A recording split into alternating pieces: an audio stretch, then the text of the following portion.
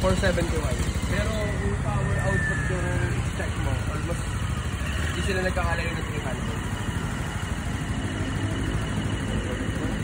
Parang kang gumamit ng ATV 150, tapos ito yung 150.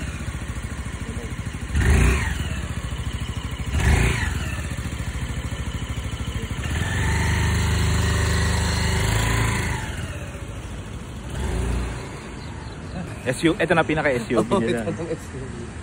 Tulig, oh. Tapos ang smooth ng pagkakatulin niya.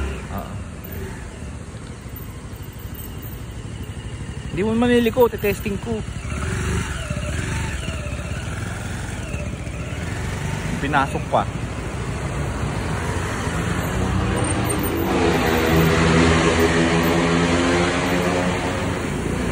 Kamusta, boss? Pagkastos ka.